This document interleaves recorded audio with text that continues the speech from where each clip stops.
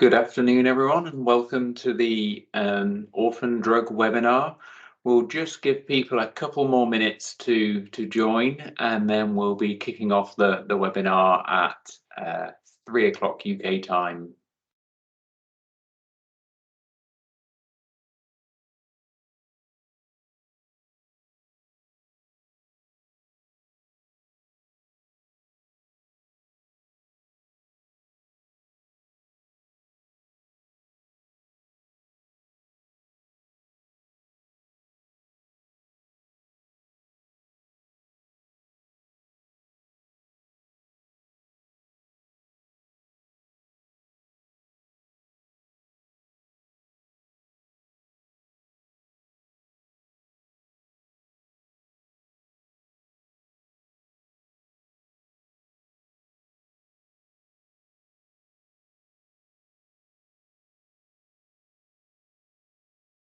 So we'll be kicking off the webinar in just over a couple of minutes. We're just giving it a little longer to wait for people who are going to be joining.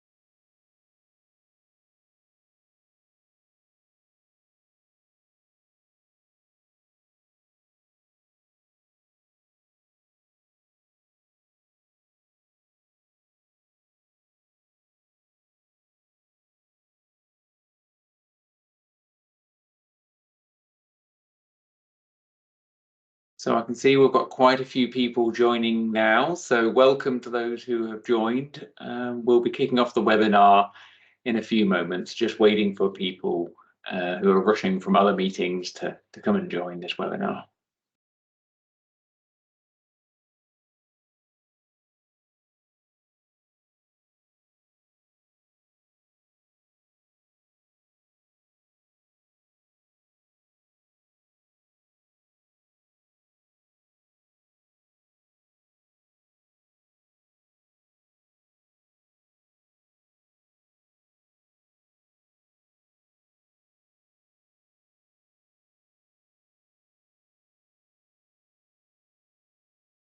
So, good afternoon, everyone. Welcome to this webinar given by Remap Consulting. This webinar today, we're going to be looking at the orphan drug market access and the growing challenges ahead.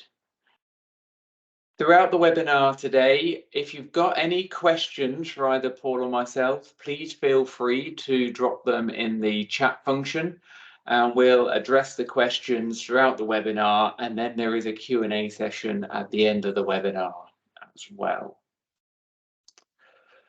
So, who are your presenters today? So, there's myself. My name is Graham Foxon. I'm one of the managing partners at Remap Consulting.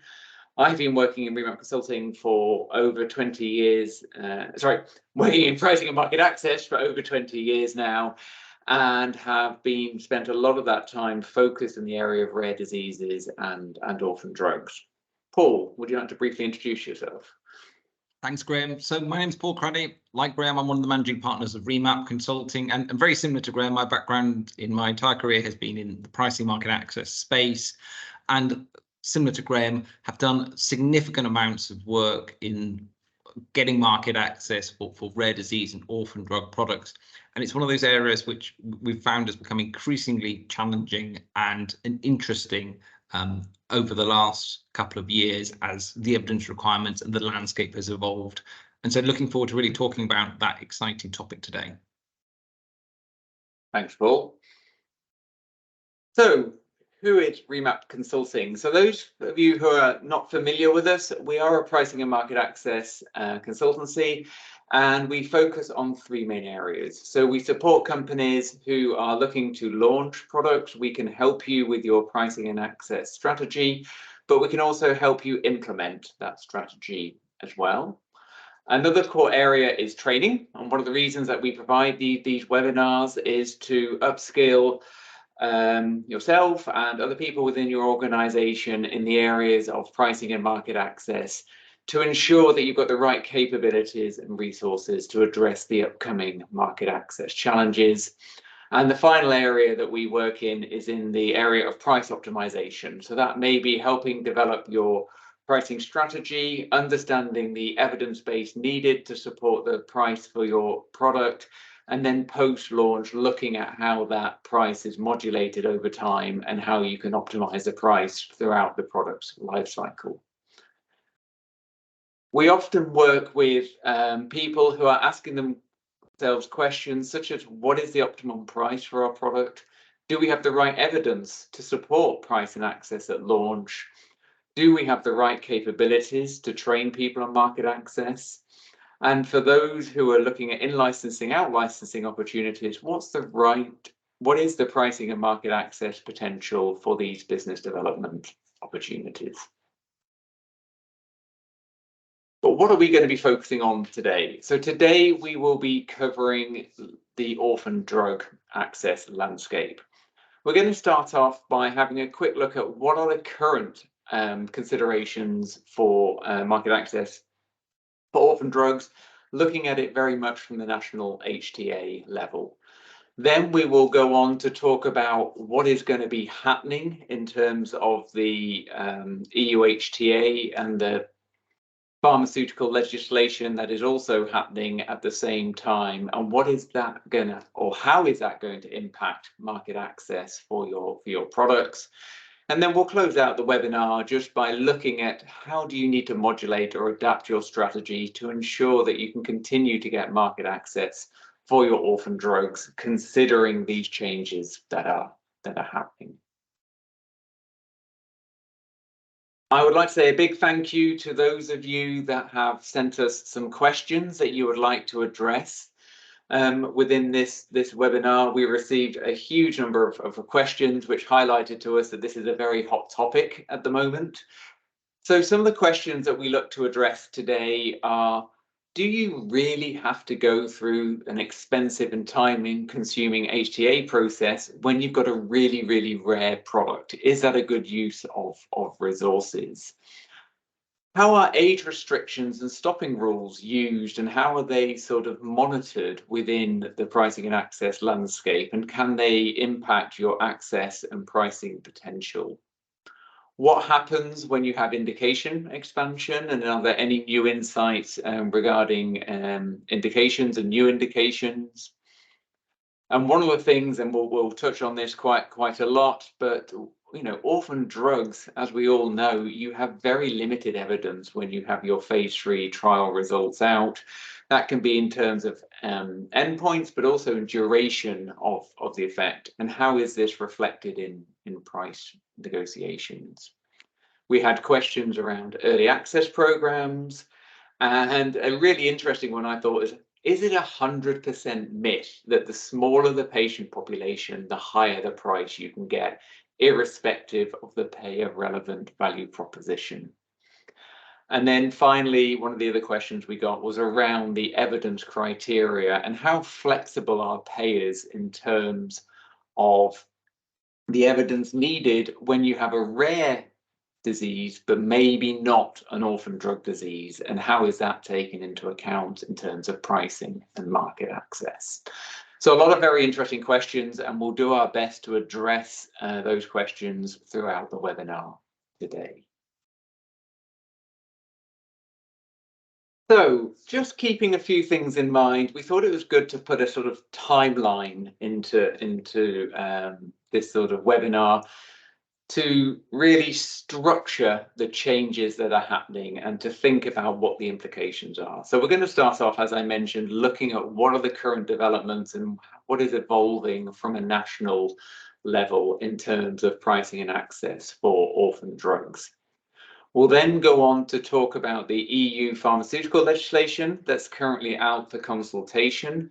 And one of the key components of this new legislation is around orphan drugs. So Paul will be going into more detail around that and what impact that will have on orphan drug access. And then in addition to that, I'm sure you're all familiar with the EU HTA, which is rapidly coming up. And from 2028, that will be extended to cover orphan drugs. So what implications will that have on access for your treatments?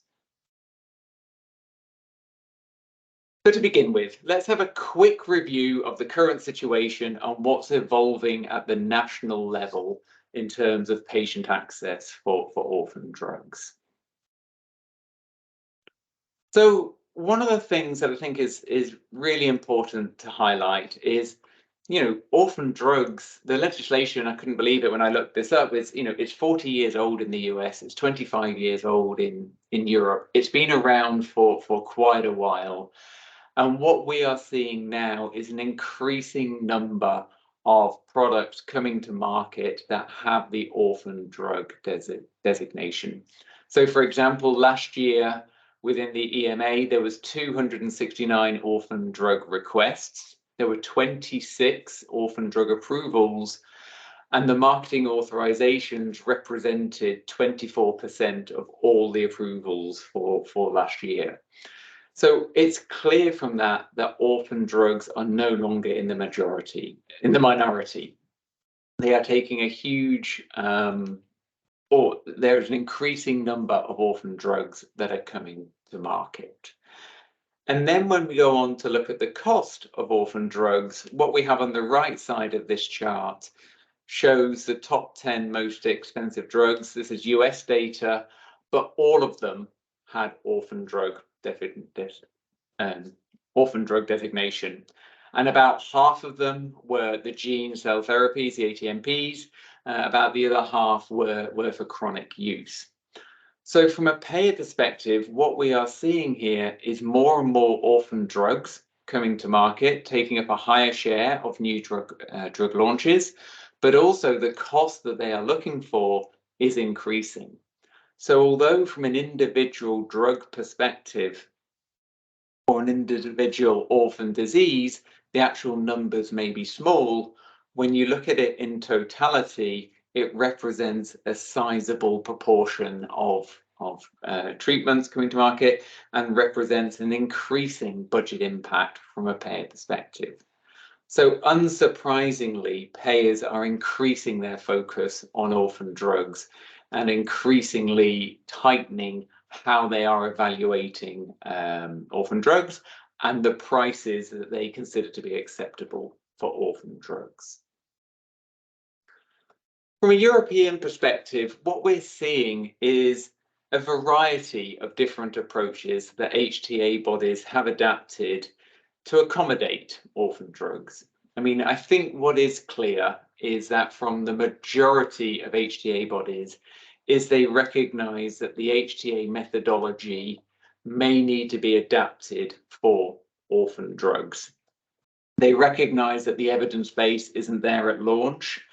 And whilst in the past, they may have given companies and products the benefit of doubt over the evidence base to support the price, as the number of orphan drugs are coming to market, what we're definitely seeing is they are tightening down on that. So, for example, in Germany, in the UK, there are specific processes in place for evaluating orphan drugs. We know in Germany, the comparative data is not required. There is an assumption of clinical benefit. But what we've seen recently is the budget ceiling that they've allowed for that has been reduced from £50 million to £30 million before you have to go into the full benefit assessment. In the UK, they have a specific process for ultra rare diseases. So this isn't specifically associated to orphan drugs. It is for rare diseases. It's called the Highly Specialized Technology Program. And the outcome of that is essentially they allow you higher cost effectiveness thresholds for very rare diseases compared to the more traditional treatments. In other countries, such as France and Italy, we're seeing that they're giving you early access opportunities. So they have different approaches that allow you to grant you access, often funded access to patients earlier on. But as part of that commitment, what they are expecting from you is for you to gather evidence and to use that evidence as part of your pricing and reimbursement negotiations to demonstrate the true value of your product by the time it comes to market. And if you're not able to demonstrate the value of that product, then the price, that is negotiated, if that price negotiated is lower than what was charged previously, they're going to ask you to pay back the difference. We're seeing in the Netherlands, as a good example, they're granting you access now, but this has to come with evidence development. So what they're asking you to do is they will grant you access initially on a patient-by-patient level. They're asking you to collect data. They're asking you to offer that price at a discount. And only when they've got sufficient evidence to support the value will they allow you to be granted access to the full population and at the price that they think is associated with. And then there are still countries, and Spain is an example of this, where they haven't made any adaptations to the pricing process with regards to orphan drugs. You have to go through the traditional process. And unfortunately, we've got evidence to demonstrate that patient access in countries such as Spain is much lower than these other countries because at the national level, they haven't adapted their process to grant adaptations to the HTA process. So the short answer here is, even if you have a product that's treating a very rare disease, you still have to go through the HTA process. So you still have to put the resources into it. There is still the investment required, the time required for HTA bodies to assess the value of your orphan drugs. Now, one of the questions that we did have was, is the myth true that the smaller the patient population, the higher the price that you can achieve from it, irrespective of the value added? And there was some analysis that was done recently in Germany and France, where they were looking, where possible, at the net prices of these products. And as you can see in both countries, there is a correlation between the number of patients, which is on the x-axis, and the price that's achievable for the product. Now, it's not a completely tight correlation. There are exceptions to that, but broadly, up to now, I think it is safe to say that the smaller the patient population, the more dispensation the HTA bodies have given you, and they've granted you the higher price. Looking forward into the future, I think it will be really interesting to see whether this correlation continues as more and more orphan drugs get marketing authorization. From a payer perspective, one of the things that is quite clear, and we've conducted a number of payer interviews across Europe, is payers recognize that there are a number of uncertainties when it comes to trying to determine the value of orphan drugs. You know, there's scarce epidemiology data. A lot of the trials are often single-arm trials with very small patient numbers. Established treatment paradigms are poorly established, and there's lots of variance in how these treatments are managed. There is no licensed treatment available. Very often the patient population is heterogeneous. The trials are probably not long enough to demonstrate the long-term value. There's limited literature available talking about the unmet need, you know, what are the morbidity, mortality impacts? And payers are not going to be too familiar with this condition or the endpoints or surrogate endpoints that are used. So this leads to a very high degree of uncertainty from a payer perspective. And it is the job of the companies to really try and minimize that level of uncertainty where possible. And there are examples, unfortunately, of where products have not made it to market in Europe. So there have been an example, I mean, I think Bluebird Bio is the classic example here. They launched a couple of products in Europe, but unfortunately, when they launched their products, they could not get it through the HTA process. So if we think about Zynteglo, you know, NICE rejected it because of the small trial number. There wasn't enough follow-up in there. The incremental cost effectiveness ratio, so the cost effectiveness was considered to be too high. In Germany, when they entered the price negotiations, you know, what was offered was less than half of the price that the company wanted for the product. And in the end, they had to withdraw the product, and actually Bluebird Bio themselves withdrew from Europe because they realized that their clinical trials were not going to demonstrate the evidence that was needed to get access at the price points that they deemed to be acceptable.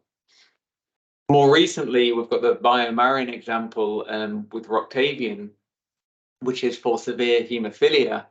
This is currently going through the HTA process at the moment, but in Germany and France, you know, they've been given relatively low benefit assessments. For example, in France, they got an ASMR of 5, and they considered that there's an absence of robust comparative data.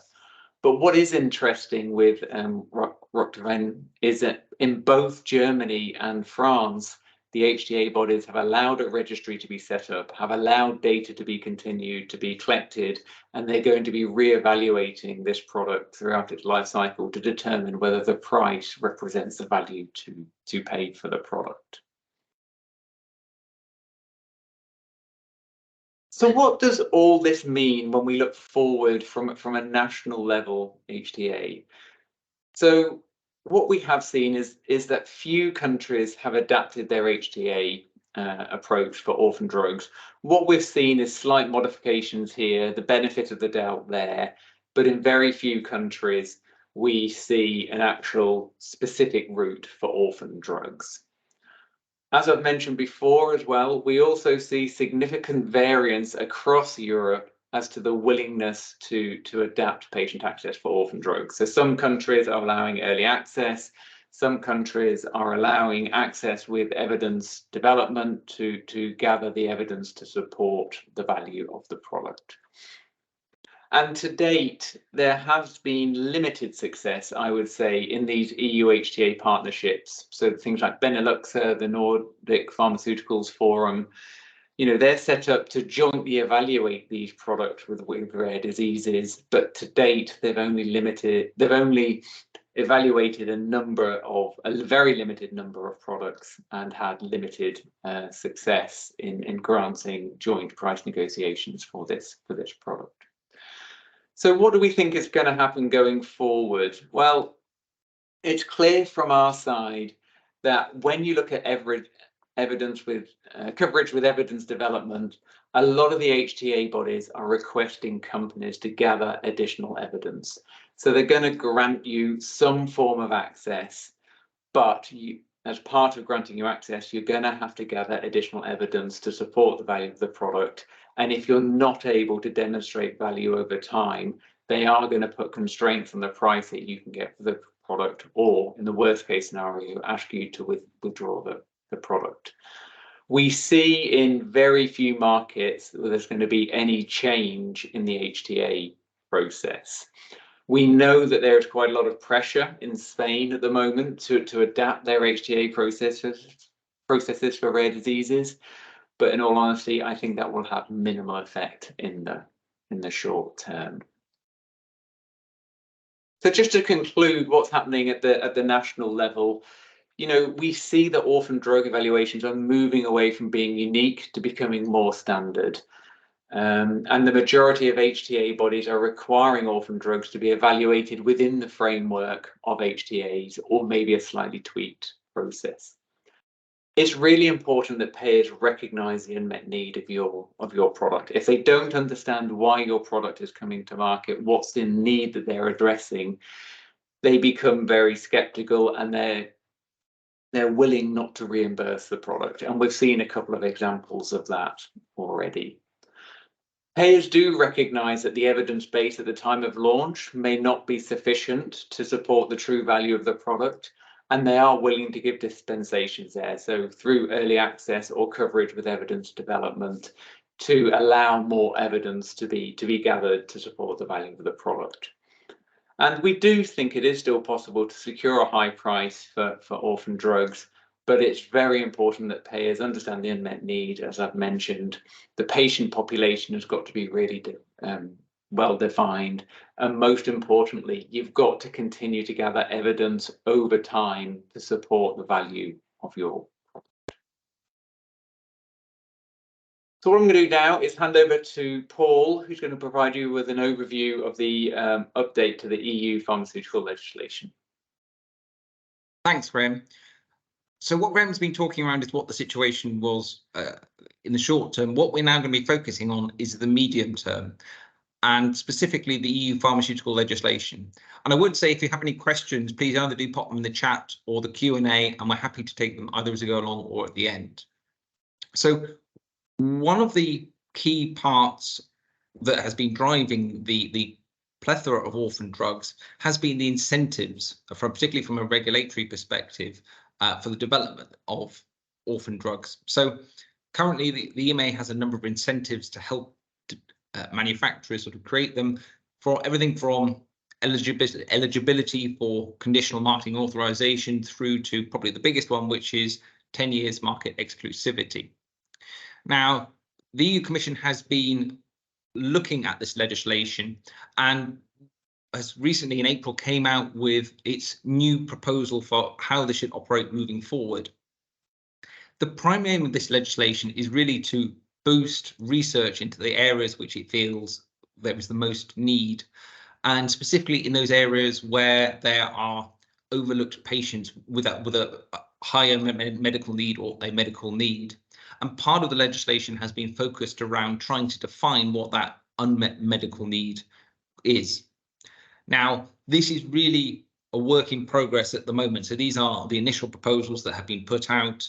The next stage in this framework is that it will go to the European Parliament, and then there'll be discussions, including at national and country level, before it's actually adopted. And realistically, the earliest this is going to be adopted is sort of 2026 and or go into force from 2027. But a lot may happen here in the meantime, and even some of the parts that we're talking around may change or adapt. But for the moment, let's assume that this is still in place and going forward in this way. So as I said, one of the key parts of this legislation has been really focusing on this concept of unmet medical need.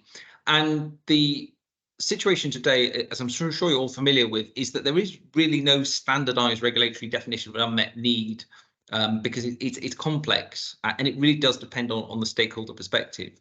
So if you look at the what is considered within the medical need? I mean, typically that's things such as the availability of treatments and the effectiveness of those treatments. Disease severity is a really important point, as well as sort of treatment burden and or patient population size. They can all fall under that sort of definition of what unmet medical need is. But the other challenge with trying to define or standardize what unmet medical need is it also depends on the perspective. So are we talking around the perspective from patients, which is what you'd hope because they're the primary users of the drug, or what about physicians and or payers, the people who end up paying for or funding these treatments, that they can all have slightly different takes on what's important to them and how they see and define unmet medical need. So it's really quite a tricky area to try and define. So what the proposal is that the legislation comes up with two categories. The first is called unmet medical need, and then you've got high unmet medical need. So in terms of unmet medical need, this is basically products that are indicated for a life-threatening or severely debilitating disease. And linked to that, there has to be no product that is authorized for the disease, or there is despite products being available, this disease is still associated with a significant level of morbidity or mortality. And the product coming to fill this must make a meaningful reduction in mortality or morbidity. So that's how they're trying to come up with a criteria for defining unmet medical need. Now, for orphan drugs, or rather for products with orphan drug designation, by definition, that the unmet medical need criteria here and the orphan drug criteria, designation criteria, that would fill that criteria, and so there's no change in that. What is interesting is this new version of the sort of high unmet medical need. Now, this is specifically for orphan drugs, again, which follow the same criteria, so that there has to be no product in the disease area, or where there are other products, they're not effective at dealing with high morbidity or mortality. But the key difference here is that the product has to demonstrate exceptional therapeutic advancement and have a significant benefit. And again, the definition of significant benefit is, will it have a clinically relevant advantage and or contribute to a significant contribution to patient care for the majority of the patients of the target population. So this is basically saying, is the product a significant breakthrough for this orphan treatment where there is a high unmet need?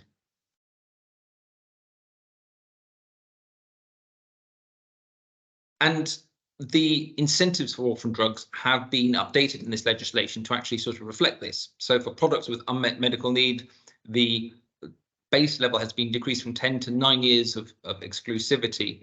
But for for high unmet medical need products, that is 10 years, but you've also got the ability of 3 optional years if you launch 2 other indications, plus you launch your product in all EU countries. Now, launching in the all EU countries is an interesting concept, particularly for rare and orphan diseases where you may not have enough patients to launch in all products.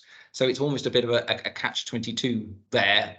How can you launch in all countries if you don't have enough products to make it commercially viable in all countries? But that's part of what will need to be worked out in this legislation. What's applicable to both of these definitions is that the products will still be eligible for PRIME, and they'll still be eligible for conditional marketing authorization as well. So again, to try and speed up access to these really highly innovative products. That's the theory behind it. Again, all this legislation is aimed at trying to drive research into those areas of significant unmet needs and patients who just aren't getting the treatments that they need at the moment. Now, as we sort of touched on, there are a number of sort of challenges associated with this. The first, and in my mind, the biggest, which is how is this actually going to work in practice, which is how you're going to try and classify diseases as unmet medical need or high unmet medical need, given the criteria. So at a high level, I think it's fairly clear that that works. But when you actually turn this into practice and start comparing different diseases and across different therapy areas, how is that actually going to work and translate into equitable transfer between different therapy areas. And again, what perspective is going to be taken? Is that going to be regulatory, payer, patient, clinician? There's a lot here, and for me the devil really is in the detail of how this is actually done and implemented, and we're not there yet. The second part as well, which is that there can be different levels of unmet need within the same therapy area. That, for example, if it's in later line patients or patients with treatment who failed on other treatments, the level of unmet need can rapidly change within different therapy areas. And or if you have conditions, and we know many conditions which are have very heterogeneous populations, that it can be very hard to quantify where you've got a very diverse patient pool, exactly what that unmet need is for that one group of patients. The other challenge with this is that unmet need is not necessarily a static concept. It certainly evolves over time, and particularly if you've got incremental innovation or developments, at what time point is this unmet need applicable, and how is that going to change or evolve over time? And finally, what we find most interesting as well is that some HTA and payer bodies already consider unmet need as part of the assessment. So in Italy, as part of the innovation status, unmet need is products have to demonstrate maximum or important level of therapeutic need within there.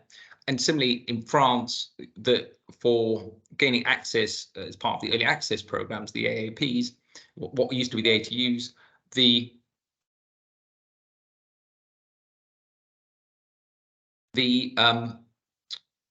unmet medical need is considered as part of that process. So it's already partially involved in these HTA processes.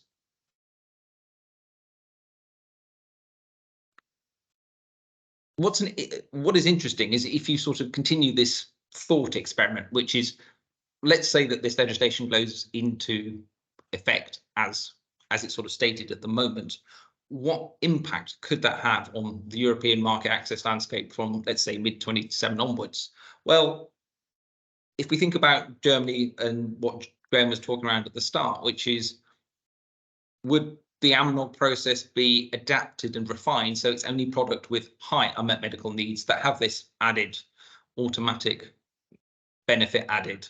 So it's not just orphan products, it's now those with the high unmet medical need. I mean, that's one hypothesis. Similarly, you could see that in Italy, the innovation rating is linked to those products with that high unmet medical need as well.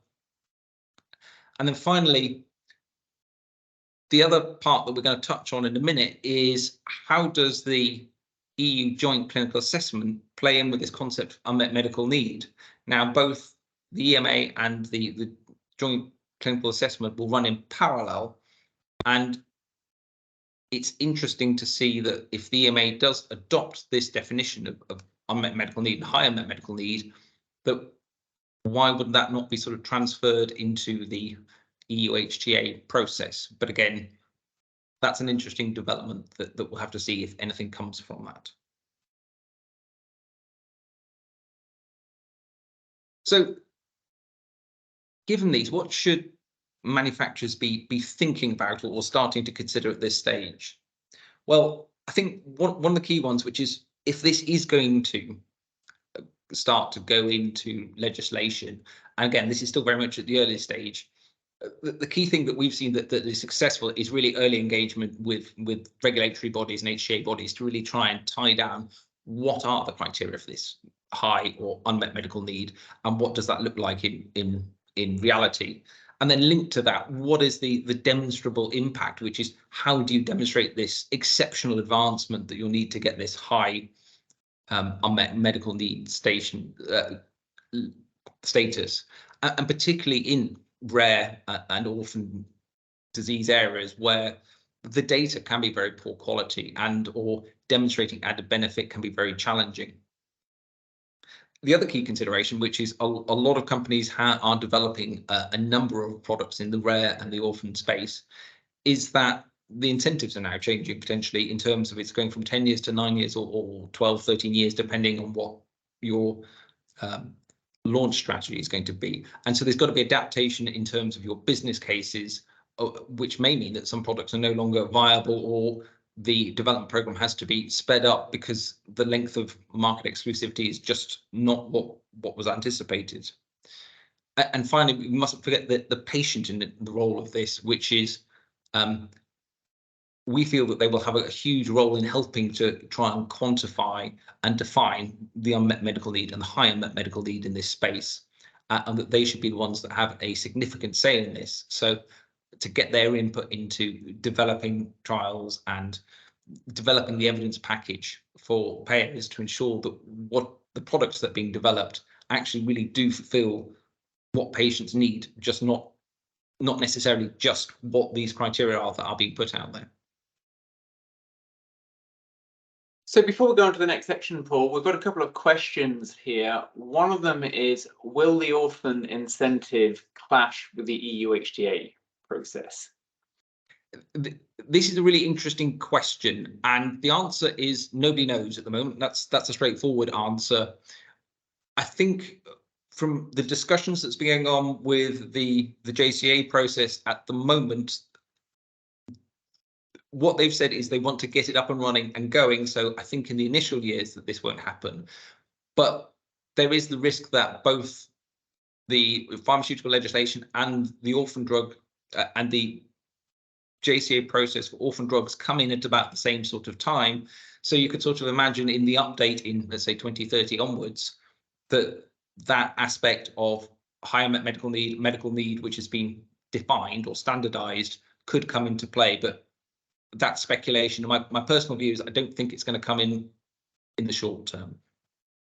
And another question, which is around which EU countries will allow reimbursement pathways via named patient programs if the patient numbers are very small, so maybe 10 or 20 patients per country. So we've recently done some analysis of this, looking at lots of countries across Europe, and whilst the majority of European countries do allow named patient programs, a lot of those are on an unfunded route, and in order to get funded, you need to go through the standard pricing and reimbursement process. There are a few countries that will allow you, for example, in the Nordics, you can get funded on an individual patient basis. So there are a few countries that have exceptions to that.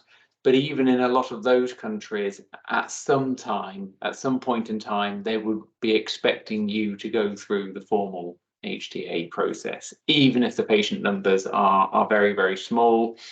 I can give you an example of this from the UK perspective. We've recently been supporting a company go through the HST process with NICE, and there were 6 patients in the UK. There are going to be 6 patients a year with this product in the UK, and despite that small number, we still had to go through the huge process of a NICE submission, including a systematic review and a health economic model. And again, I think that's a really nice example of this concept of that the product has to launch in all EU 27 countries to gain the extra year of exclusivity. So, I mean, there are, I can't remember, 75 million people, I think, now in the UK off the top of my head. But in countries like Latvia, Lithuania, Belgium, it just may be there aren't any patients there. So will you have to launch a product in there where there are no patients for very rare diseases? It's really challenging legislation, and to get that extra year of market authorization, it just may not be feasible. But I mean, let's see how the legislation evolves. Okay, and we're sort of moving on towards this, but the next stage, and we sort of classified this as the long term, because this is sort of 5 years out at the moment, is the EU HTA, specifically the joint clinical assessment. So for those of you not familiar, the new EU HTA is basically coming into force from 2025. The aim of this legislation is that it will allow an evidence-based process that allows sort of competent EU and national authorities to determine the effectiveness of new technologies that are coming to market. And this is going to be split into 2 key processes. The one that we've sort of been mentioning so far and we're predominantly going to be focused on is the joint clinical assessment. the aim of this process is really to harmonise the clinical assessment of the drugs across the EU 27 countries, with the aim here of reducing the duplication that's actually going to be done at the national bodies. So rather than doing it 27 times across all countries, the theory is it's done once up front alongside EMA, and then that is given to the member states. The second process is joint scientific consultation. Now, the aim of this is to give non-binding scientific advice between the EMA and HTA bodies before the start of clinical trials. Now, there are a number of criteria that are put in place that you'll need to be able to meet to actually apply for this. But the really key one here is that you can't do this once you've started your clinical trials. So it's encouraging manufacturers to go early and get their clinical trials right, because that should also then hopefully facilitate the JCA process. Now, what we're looking at on this slide is the overall timeline for the JCA process. The key milestone is that from the 12th of January 2025, this process is going to go into place. But for our discussion today, what we're really interested in is the 12th of January 2028. This is when all orphan designated products that are submitted for marketing authorization to the EMA will have to go through the new JCA process. So this is the first extension of the process. So how do these sort of three processes sort of stack up? Well, the EMA process is still going to be alongside, like we've been talking around, and the EMA process is primarily focused on, is it clinically effective and safe? Where the joint clinical assessment comes in, and this is going to run in parallel to the EMA marketing authorization process, and this is going to be focused on looking at what the relative effectiveness and relative safety is. Now, the JCA is not going to make any value judgments here or say the added benefit of the product. It is literally going to document the outcomes of the product versus the comparators that are put in there. And then this, for want of a better word, value dossier, a global value dossier. I consider this a bit like a global value dossier, which is it's a document of information that is then going to be passed on to the individual 27 individual EU countries, and they are going to be the ones who are still going to be responsible for setting the price and the access, but they're going to be the ones who are going to be making the value judgments. So that's going to be the individual countries that are making these judgments and these assessments. So we have one question just popped up. Will the UK be included in the JCA? Unfortunately not. That, given the UK's status outside Europe these days, it's no longer part of this process. So this is, the UK has its own processes now for gaining access.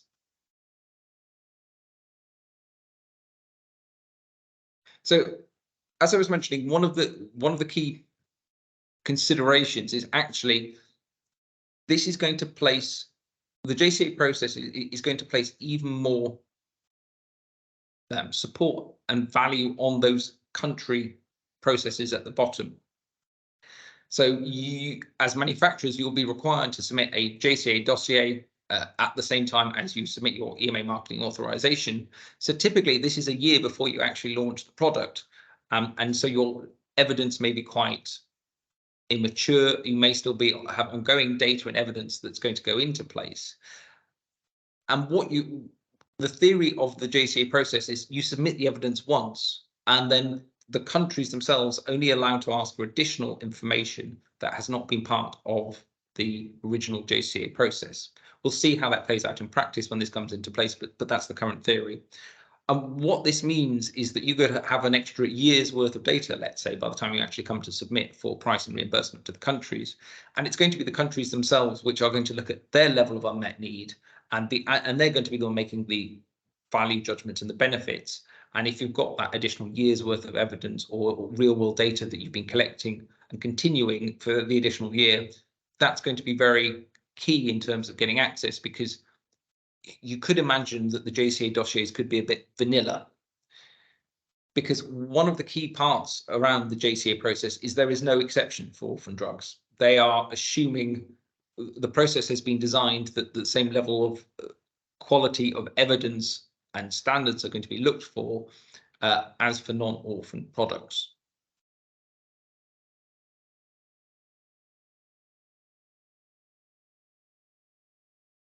So as I'm mentioning, that's one of the key challenges with the JCA process. There is no flexibility. And so what this is probably going to mean is the JCA is going to have the JCA dossier, when this is produced and passed over to the EU 27 markets, is going to have quite a bit of uncertainty into it, because the products have been assessed according to standard HTA processes. The interesting points are that there is going to be an opportunity, though, to take learnings, which is orphan drugs are the first wave, if I put it that way, the first extension. So there will be 3 years worth of data from oncology drugs, which will have been through this process. And hopefully learnings can be taken in terms of their dossiers, how that can impact orphan drugs specifically. And given the oncology are the first drugs, it's also likely, because the oncology trumps the orphan part, that there are going to be orphan drugs that are actually going to go through that first wave because they are oncology orphan drugs. And so they may give learning and insights. The downside is, of course, if you are an oncology orphan drug manufacturer, you've got to do this from 2025 rather than 2028. Other considerations are that there are other regulatory processes such as PRIME and conditional marketing authorization, which are designed to speed up access, and how they fit in with the JCA process hasn't yet been fully defined. And one of the other key points that we were discussing or mentioning is this joint scientific consultation is a really good opportunity, but that's only going to come in force from the 12th of January 2025 as well, when these other processes go on. Now, you can still seek EMA and HTA advice informally in the run-up to that period, but in terms of the formal advice, that's only going to take place from 2025. So it does mean that probably for most of the first wave of rare disease and orphan products, you're not going to be able to sort of maximize that part of the process. You'll have to go for more national or other scientific advice to get the input that you need, rather than going through this time. But moving forward, longer term, it would definitely be something to look at and build and encourage. So we have a question of what is to be the expected consequence if no EU HTA dossier is submitted? The regulation does not seem to foresee any material consequences. That's a really interesting question. Because one of the other interesting questions is, can you withdraw from the process once you're into it? And the answer is no, you can't. There is no, once you start the process, you cannot stop the process. So it's like an ongoing train. But again, it's not clear what happens if you don't submit a dossier and what that actually means down the line. And I think that will be very interesting to test and what actually happens at that point. Yeah, I agree with that. And, you know, from a legal point of view, it is mandated that you submit. But within the EU HTA legislation, there's nothing to say what the penalty is of not submitting. So the short answer is we don't know what the consequence is until one company tries it. And I'm sure there will be companies that are going to try and do this and to see what will happen at the local, national level.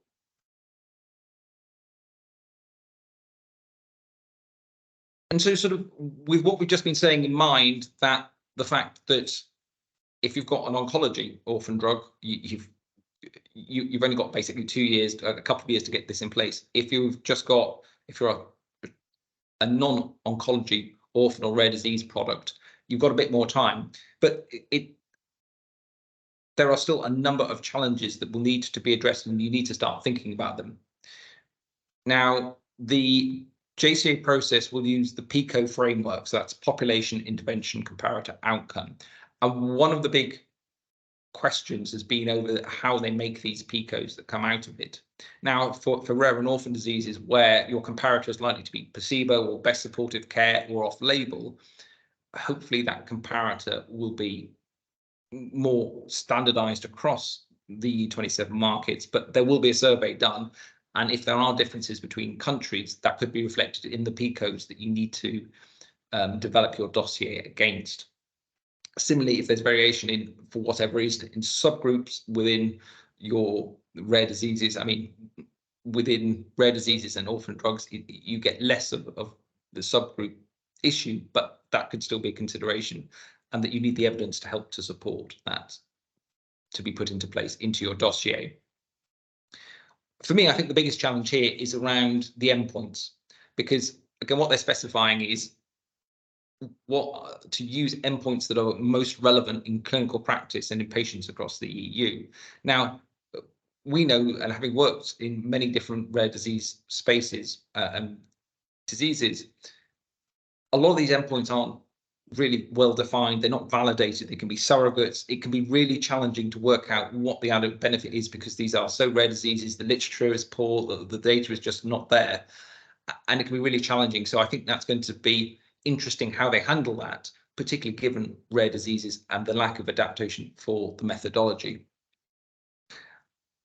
But for me, the big, I think, learning is, while I think the JCA is going to, or hypothesis, I'll be curious to see whether this plays out in practice, is that while the JCA is important, I think the real decision makers are going to be these country level stakeholders at the bottom. So being able to submit additional supportive data that you gained in real world data, and convincing them of the unmet need in their country and the added value that your product will still bring. Because what Graham was showing at the start, that payers and HTA bodies will pay for products that fulfill a higher medical need with a good level of efficacy and value. So products that meet that barrier can be rewarded with high prices, putting very simply. But I think it's going to be more complex going through the JCA process. And the key challenge is going to be that the lack of evidence and lack of certainty, or rather either lack of evidence and or certainty around that evidence, is going to make a lot of these decisions quite challenging. Good. Thank you, Paul. So what we're going to do now, just for the next couple of slides, is just have a think about, well, what does this mean? What does this mean for market access of orphan drugs? So I'm sure you've all come across a sort of framework for securing patient access for drugs. We use this one, and we've adapted it for orphan drugs. And I think it'll be interesting to consider, how is this new EU legislation going to impact it? How is the EU HTA going to impact it? So if we start off with defining the patient population, I think that's going to be absolutely critical. As Paul mentioned, with the high unmet need and unmet need, can you define a patient population that reaches that high unmet need criteria? And that will help you, because we believe that the high unmet need criteria may roll into some of the national level HTA criteria for allowing you special dispensations. That's also linked to identifying the unmet need and burden of disease. I mean, it's going to be clear now that that's going to be really, really important, especially from this EU legislation point of view, to try and get that high unmet need criteria accepted. Building the payer considerations into the clinical trial design, as we saw from the national HTA things, there's an increased desire to gather evidence, and they recognize that evidence may not be gathered within the clinical trial design, but that's certainly going to help. And if we think from the JCA point of view, so the EU HTA, they're only going to be looking at the clinical trials that are available at the time for them to assess. So having some payer relevant endpoints incorporated into your trial is only going to become increasingly important. Getting stakeholder endorsement of the unmet need and clinical benefits, it's already important. If payers don't understand the value of your product, they're going to ask physicians, they're going to ask patients. But part of the JCA approach is to approach clinicians, it's to approach patient groups, to ask them, what do you consider to be the main challenges of the condition you're having? Do you think this treatment will address those conditions?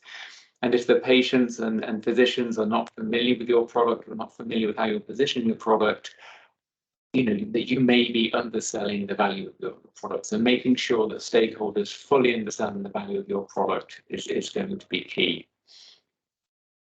Demonstrating economic value, that is still key. We saw in the UK, they're still using the cost effectiveness threshold. We know they're still doing that in Sweden and in the Netherlands and things. So you've got to translate the clinical benefit into a health economic benefit. And there are still going to be countries that are going to be looking at the budget impact. We saw in Germany that if you have it below 30 million, currently you still get that dispensation. So understanding the economic impact of your product is not going to disappear, but this is going to be happening very much at the local level.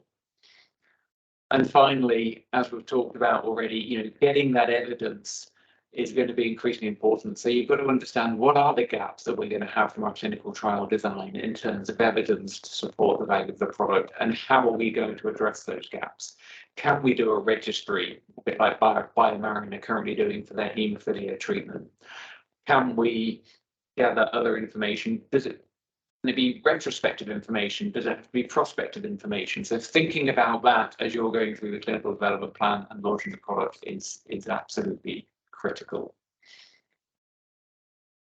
And then we thought about, well, what happens if we take this framework and we see what impact do each of these criteria have from the EU HTA, the EU legislation point of view, so specifically the high unmet need. What impact does it have from an EU HTA point of view? And what impact does it have from the national HTA perspective? And as you can see here, what we think is happening, some of them are high at the human level, the unmet need. When we get to the EU HTA level, there are higher ones. We were talking about PICO, so they're going to become critical. But the real decision is at the national level. And what we're seeing here and what we believe is that market access for orphan drugs is going to remain very much a national level decision making.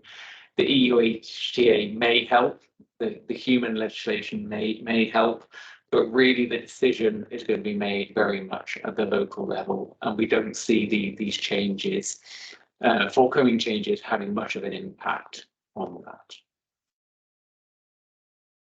So just to summarise,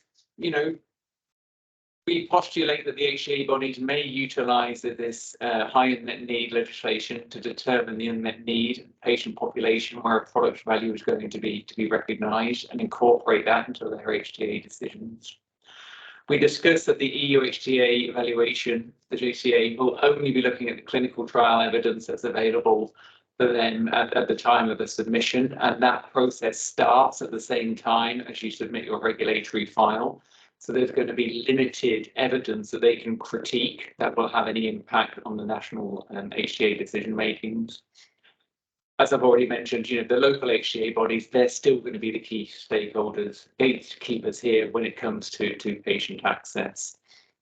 And whilst the national level HTA assessments for orphan drugs may evolve over time, they're still going to be based very much on the criteria that they've been established on. So understanding what is the level of evidence that's available to support the value and ultimately to secure the price of your product. So I've seen we've just got another question in saying, can the JCA and upcoming EU legislation improve access for orphan drugs, facilitating effective negotiations and a broader understanding of the larger demographics? I think our feeling is that it could help in a little bit, especially the high unmet need definition. Not so much sure of the value of the EU HTA, but I personally think that a lot of the decision making, a lot of the discussions are still going to be happening at the individual member state national level, and not at the sort of European level. That's my perspective. I don't know, Paul, whether you have a different point of view on that. No, I agree. I think what it may do is, again, elevate the focus on the regulatory incentives for raising the awareness for where there's areas of higher medical need. But I think you're still going to see the pushback from payers in terms of looking for evidence and looking to see the value of products that are being brought into this area. Good. I'm conscious of time. We rushed through that. Our hour disappeared very quickly. Thank you very much for those who asked questions throughout. We have another question here. The process seems to be to try and centralize decisions. Why do you think local payers increase in importance? I think it's because at the national level, they still have the authority to determine access and determine the price of the product. So although there is a push to centralize this, the decision making is still made at the national level. And I think the central level may help for broader products, and the EU HTA process may help for those. But just considering the evidence base and the challenges of getting that evidence for orphan drugs, I think the evidence will evolve over time, and I think that means the decisions will have to be made at the local level. One other question is, what is your view on the limited to no possibility of addressing eco-appropriate comparator recommendations during the JCA scoping process? Do you want to go that one, Paul? Well, quite.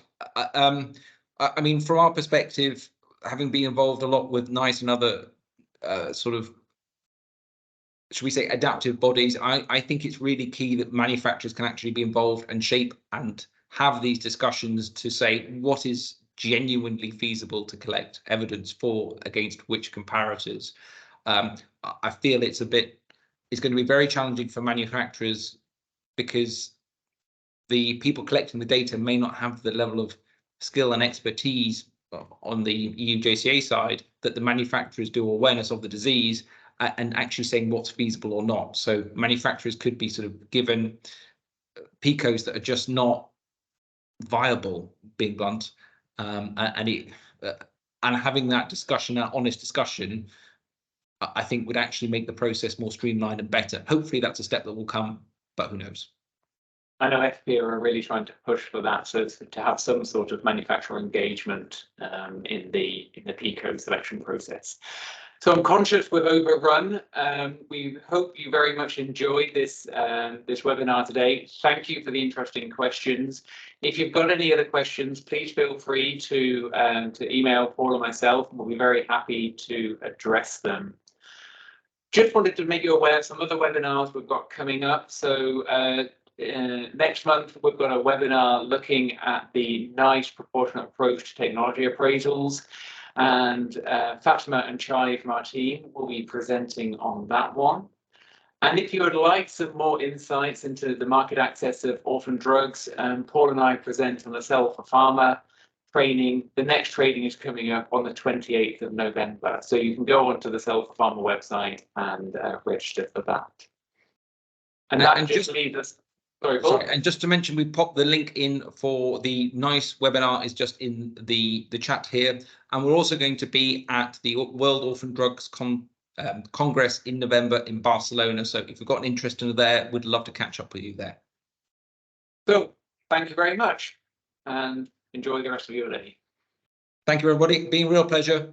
Do contact us with any questions.